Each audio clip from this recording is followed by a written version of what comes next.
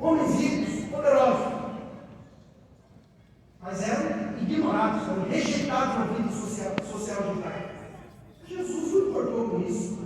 Ele não queria saber da condição social daqueles homens, especialmente daqueles pecadores.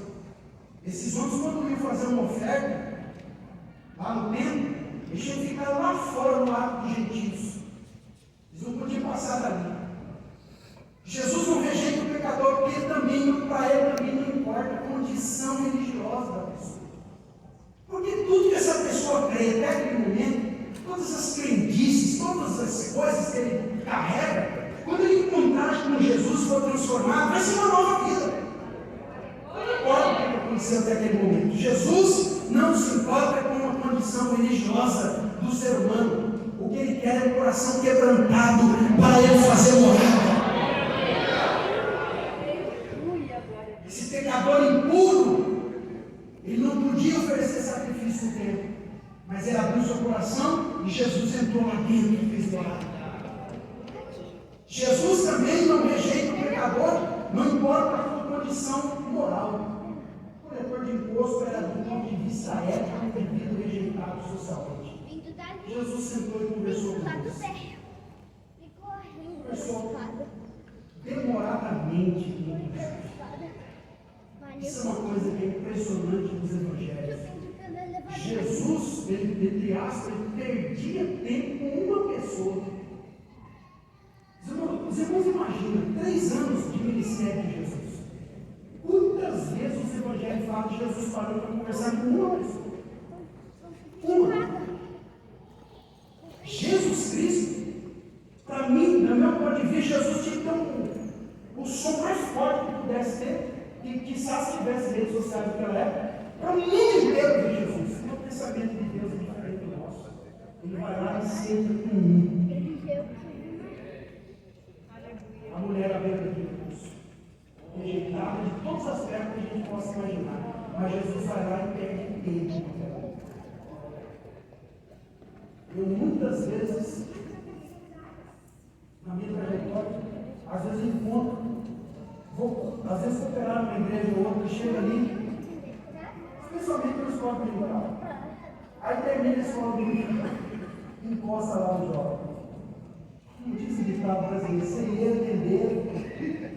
Ô irmão, como é que eu faço isso? Como é que eu faço aquilo? Eu coço a cabeça, meu Deus do céu, como é que faz para começar do zero com essa pessoa? Aí eu me lembro de Jesus. Se Jesus fez isso, quem sou eu para fazer?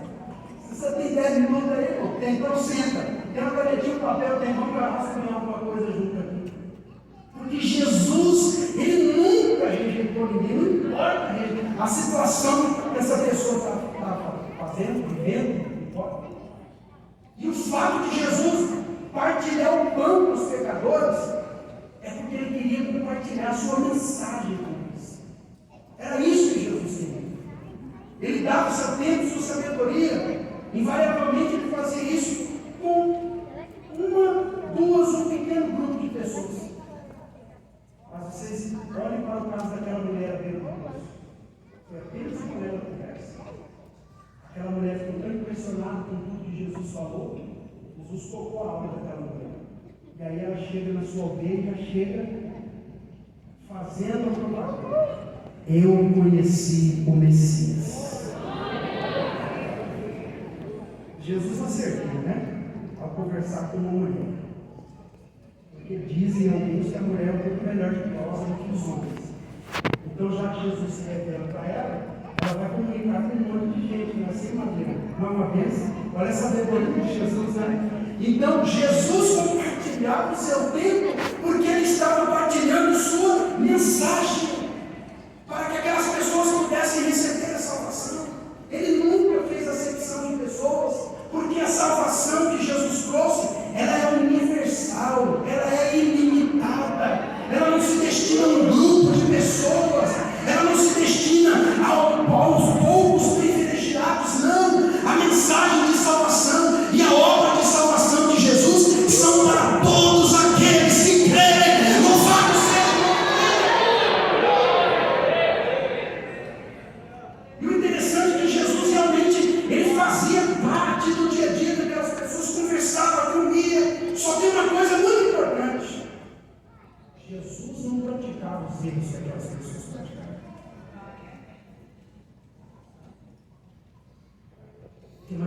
diferença muito grande.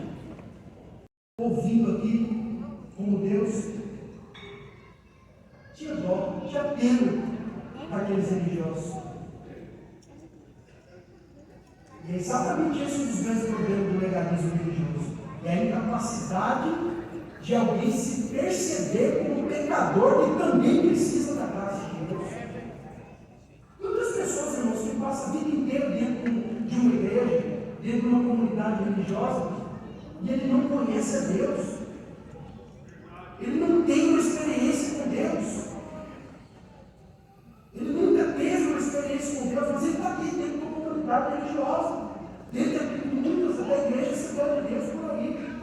Muitas vezes foi criado dentro da igreja, os pais eram crentes, e aí se acostumou a andar com as crianças, com os adolescentes, com os jovens, aí por acaso se casou, leva aquela vidinha mesquinha, não tem experiência com Deus, não conhece o Evangelho, mas essa pessoa se acha salva, porque ele não consegue perceber que ele precisa da graça de Deus. Esse é o problema do legalismo religioso. E Jesus faz a utilização aqui de uma analogia do médico, quando ele diz que os médicos, ele veio para quem está doente, não para quem está são. Jesus está dizendo para os fariseus: como é que você quer que um médico cuide do doente longe dele? Porque para o fariseu não podia conversar com um pecador, não podia se aproximar. Jesus diz: olha, o médico não saiu para curar os doentes. Como é que você quer que o médico cuide do doente longe do doente? Os médicos são aqueles que se infiltram no meio dos doentes para cuidar, para sarar as feridas dentro das suas limitações da medicina, mas assim fazem. E aqui Jesus traz essa analogia para dizer: isso por um lado, o médico só pode curar se ele lidar pessoalmente com os doentes. E por outro lado, Jesus está dizendo para os fariseus: você se considera são, você se considera justo, eu não vim para você. É literalmente isso que Jesus está dizendo. Se você já se acha justo, se você já se acha são, já se acha puro, portanto eu não vim para você. Eu vim para o doente, para o pecador, para o necessitado da salvação.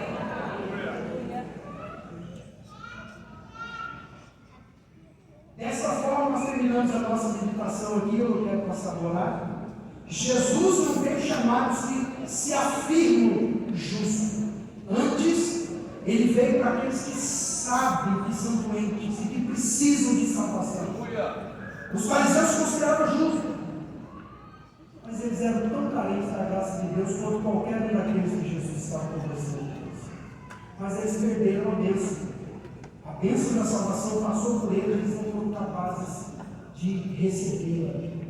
Que nós, meus irmãos, não sejamos como aqueles homens, que sejamos como aqueles pecadores, sedentos de ouvir Jesus, sedentos de estar próximo de Jesus Cristo, sedentos de ouvir a palavra de Deus.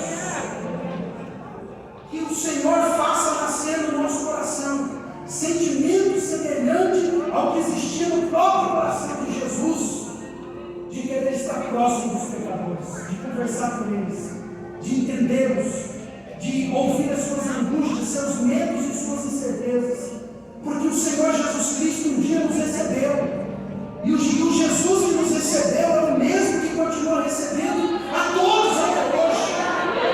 Porque quando Jesus me recebeu, eu tinha minhas incertezas, minhas dúvidas, meus questionamentos, mas apesar de tudo isso ele me recebeu.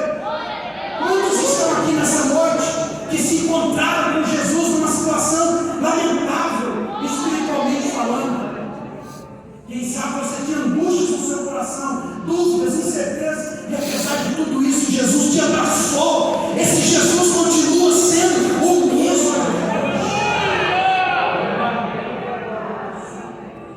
O mesmo que quer salvar, que quer libertar, que quer transformar.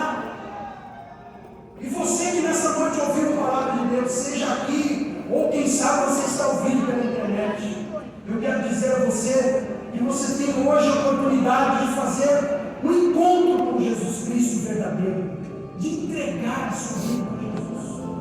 Quem sabe você tem vivido a sua vida até hoje dessa forma. Vamos orar por ele. Pode trazer aqui. Quantos podem agora?